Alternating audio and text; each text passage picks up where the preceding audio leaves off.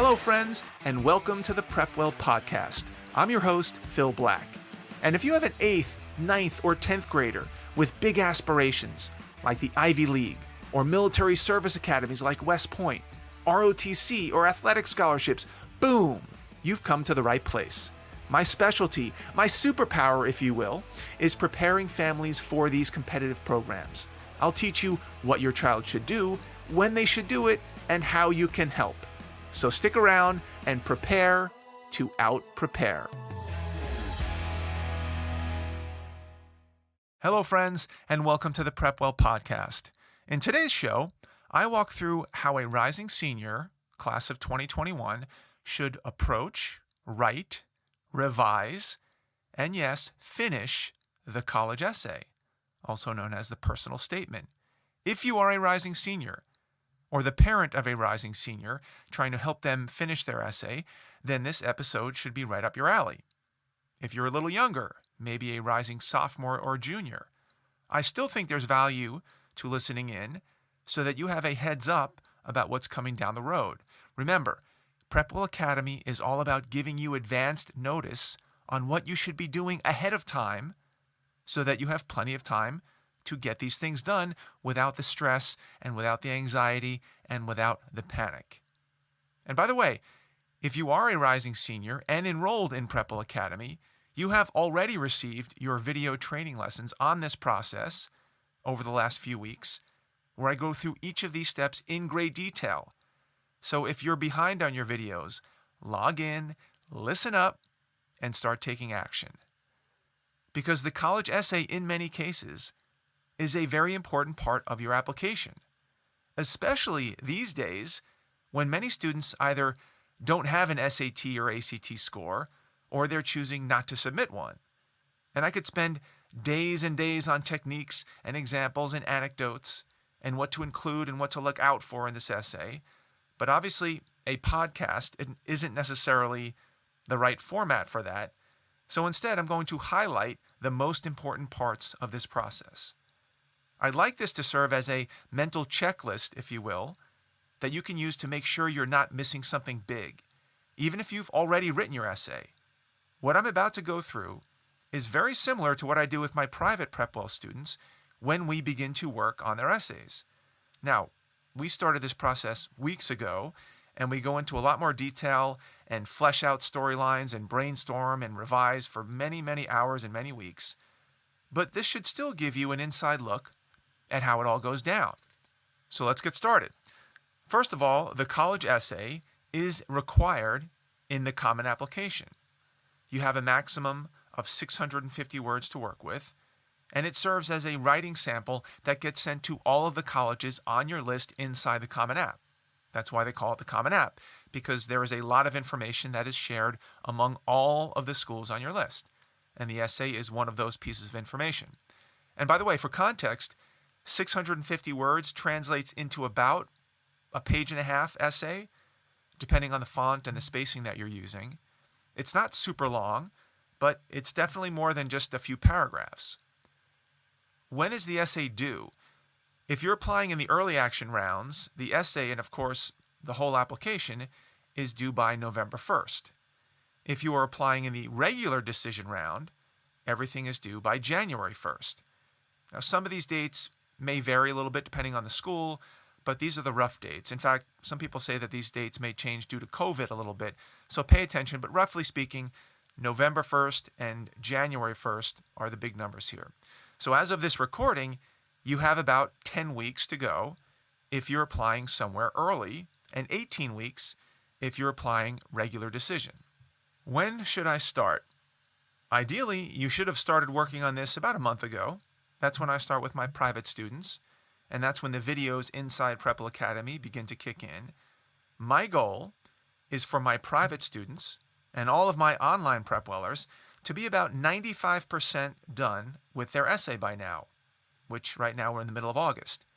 It doesn't have to be perfect, but it should be getting pretty close. Close enough that if you never got a chance to go back and look at it again, it's good to go. I like to leave a little wiggle room in there for revision down the road in case some new insight or new idea pops up that you want to incorporate at the last minute. But in general, you should be wrapping up your common essay right now. Because guess what? Depending on how many colleges you're applying to, you will likely have dozens more what we call supplemental essays waiting for you to complete in the coming weeks. Supplemental essays are essays, usually shorter than 650 words, but not always, that colleges will want you to write specifically for their school. If you're applying to Dartmouth, for instance, they require a separate 100-word supplemental essay and a 350-word supplemental essay. And arguably, these essays are actually more important than the personal statement because the supplemental essays are written by the colleges, and they have a lot invested in these questions and your answers to these questions. So they will quickly read through the main personal statement essay, but they will really take notice when they read your responses to their specific supplemental questions. So the bottom line here is that you cannot afford to dilly-dally around with your personal statement at the expense of moving forward with the other supplemental essays. It's a very common trap. Students and parents, they dwell so long on the personal statement, by the time they get to the supplementals, they're late, they're burned out, they're panicking, they don't have the patience to spend the time and the energy required on the supplementals. I want you to avoid this mistake. I would say, depending on the colleges you're applying to, I would allocate maybe 40% of your time, your essay writing time, to the personal statement, and 60% toward the supplementals. Unfortunately, for many students who don't know any better, the ratio is more like 95% on the personal statement and 5% on the supplementals. Don't let that be you. And for those of you who have already brainstormed and outlined and written and revised and gotten feedback and are close to the end of your personal statement, let's say it's at 75% or better, I'd like you to wrap it up in the next 48 hours. Remember, get it to 95%, put it aside, and move on. You'll have a chance later on to revisit it, but you've got to move on. And I'm sure your brain needs some time away from it anyway.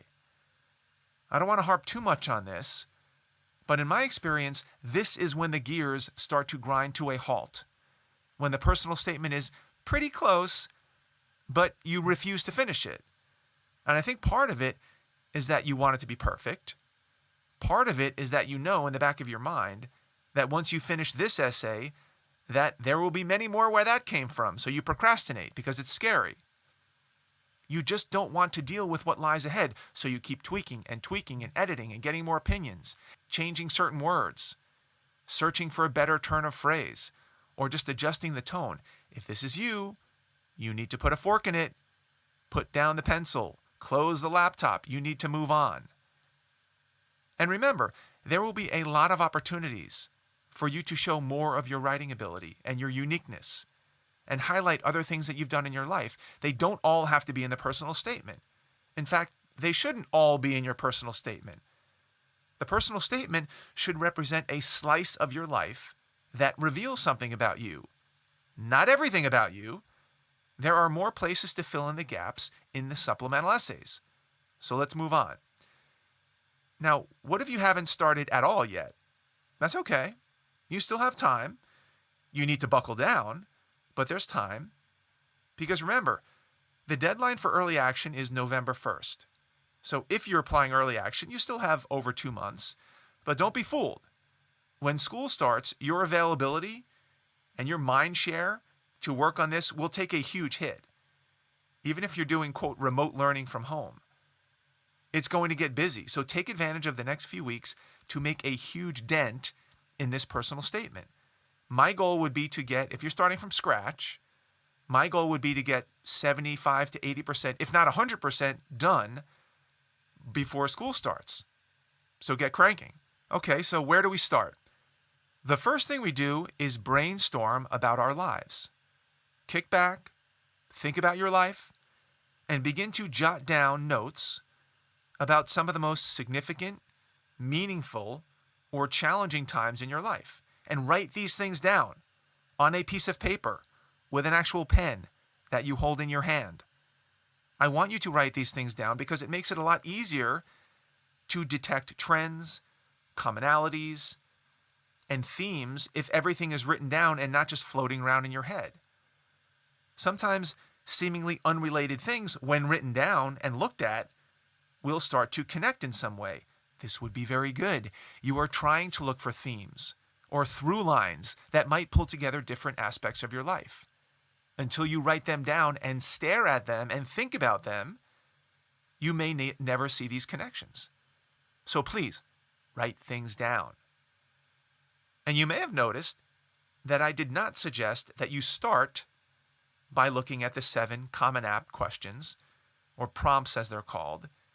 That's my personal preference. I've found that by starting with the prompts, it tends to short-circuit the creative process, and you wind up picking the prompt that has the most obvious or easiest answer.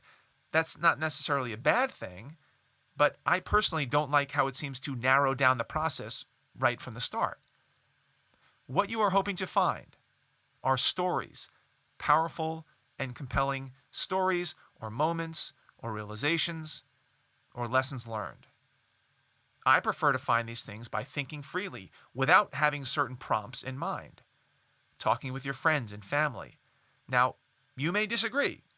Maybe you need the prompts to help you uncover some of the things that happen in your life. That's fine. The reason they're called prompts is because their goal is to prompt you to think about your life in a way that you're probably not used to. This is what we call reflection. Thinking about the events and the timelines and the activities, the challenges in your life, and how they may have affected who you are today. That's called reflection, and that is what colleges want. They want you to reflect on your life and connect what has happened in your life to what type of person you've become and who you might become in the future. I know that sounds a little bit woo-woo, but that's what they want.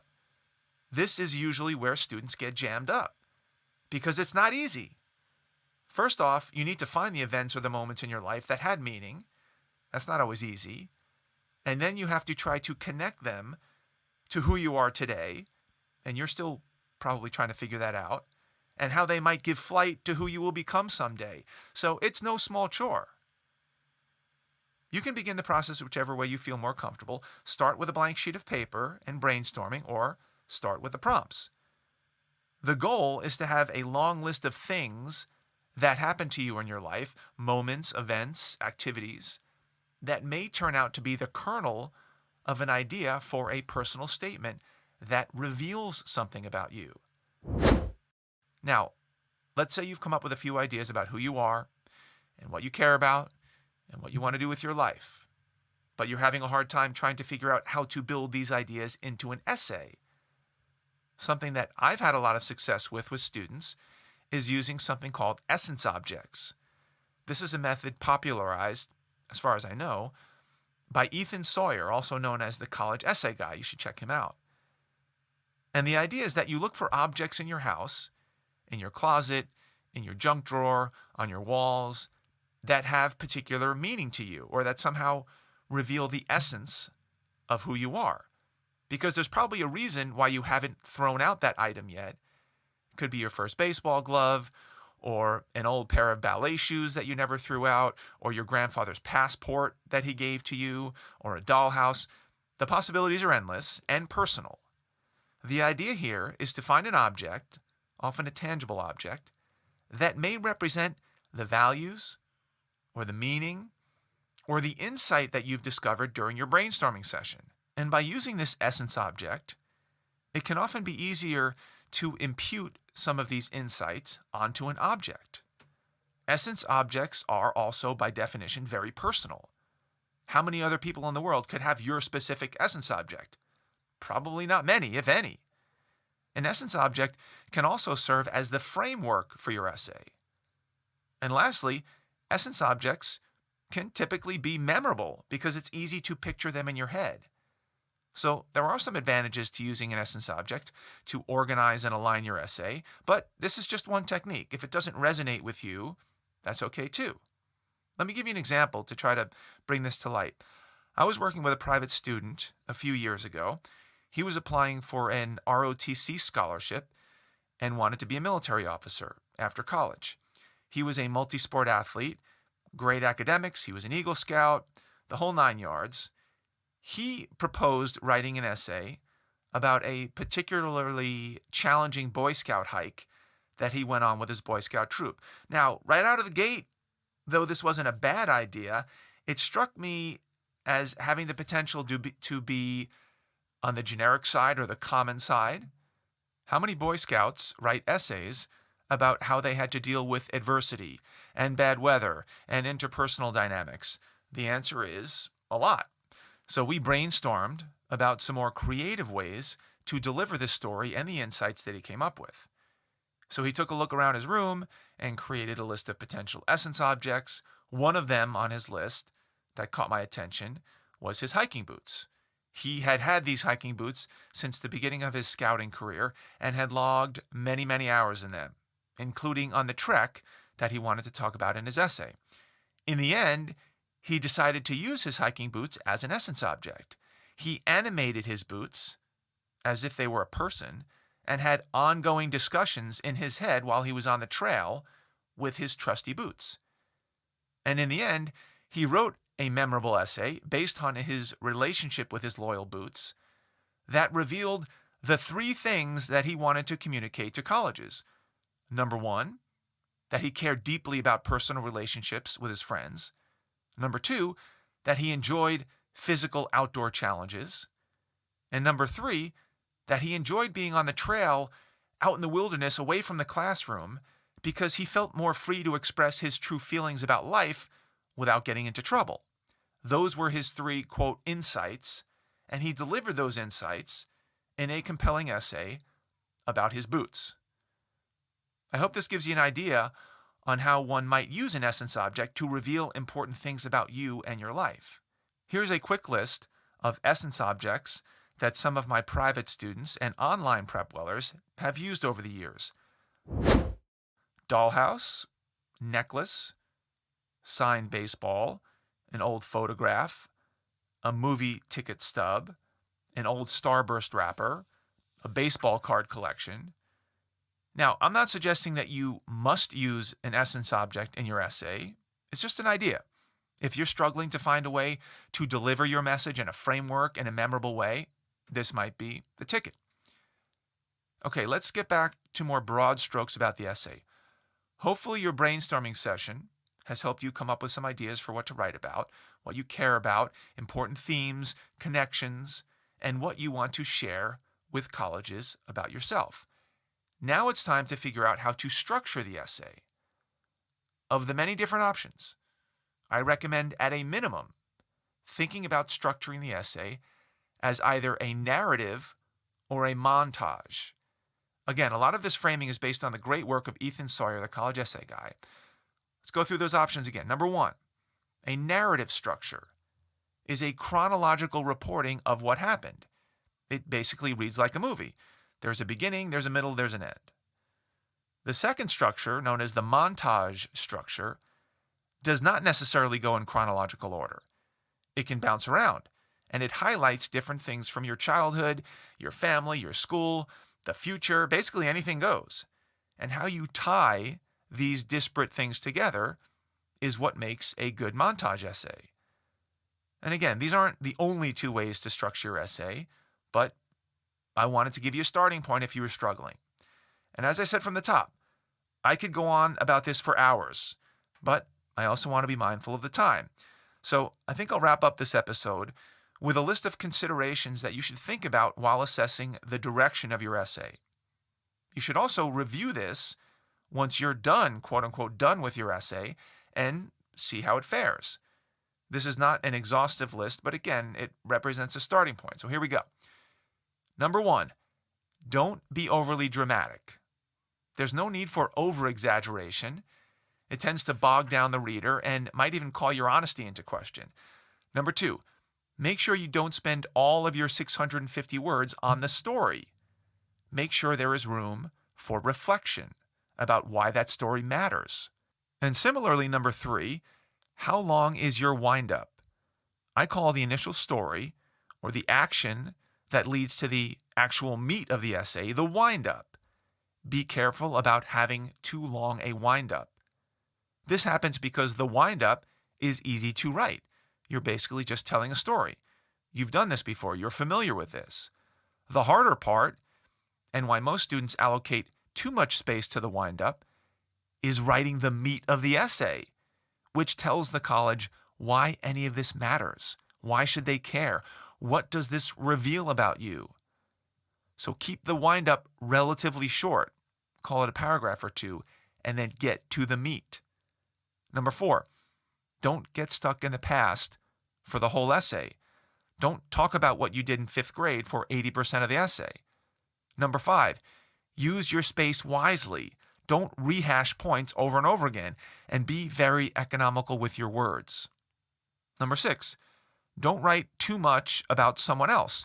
Remember, this essay is about you, and if your grandfather was a very important person in your life, don't give us 80% about your grandfather and 20% of you. Number 7, don't try to force some kind of shock factor into the essay where it doesn't belong. It doesn't work, it's awkward, and it slows things down. Number 8, don't over-thesaurus your essay. Use words that you would use in normal conversation. Don't use words like plethora or alacrity or sanguine or myriad. Nobody uses those words in conversation, and you shouldn't either. Number 9, spend at least 50% of the time on reflections and insights and uncommon connections. Number 10, does the essay reveal your core values? Number 11, does the essay show vulnerability? Number 12, was the essay personal? Could somebody else have written the same essay?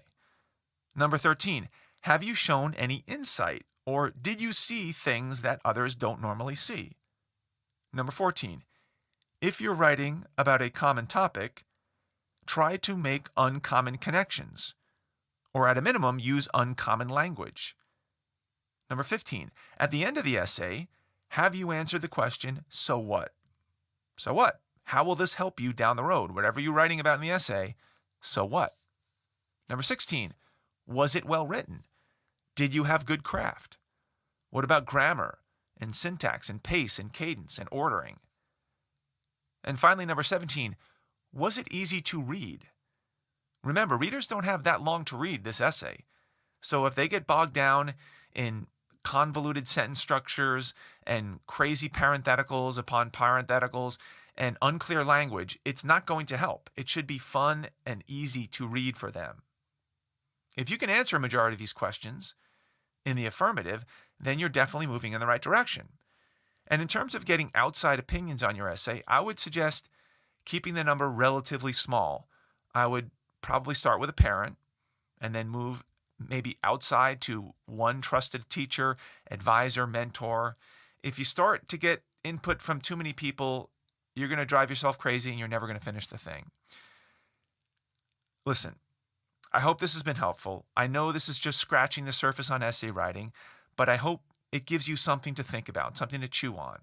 And if you'd like me to add even more detail to this process, please let me know. Maybe we'll do a part 2 of this essay writing on another podcast episode. And of course, those of you enrolled in PrepWell Academy have access to the videos where I go over this in great detail and provide samples and analysis. And you can fast forward and rewind as many times as you like. So please take advantage of that. In conclusion, if you are a rising senior, class of 2021, your goal should be to wrap up this college essay within a few days, if you've already made some progress on it, or a few weeks, maybe inside a month, so that you leave yourself time to take care of the many other things that will be coming up in the next few months. That's all I've got for you today, folks. Thank you for tuning in.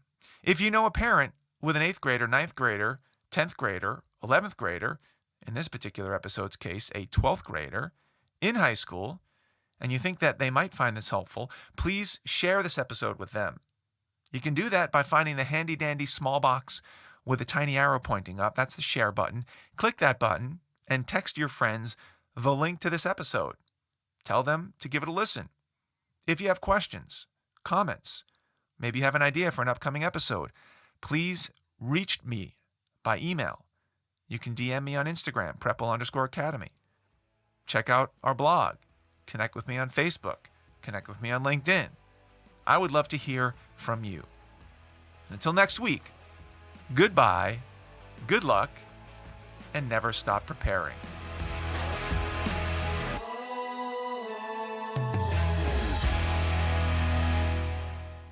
This podcast is brought to you by PrepWell Academy.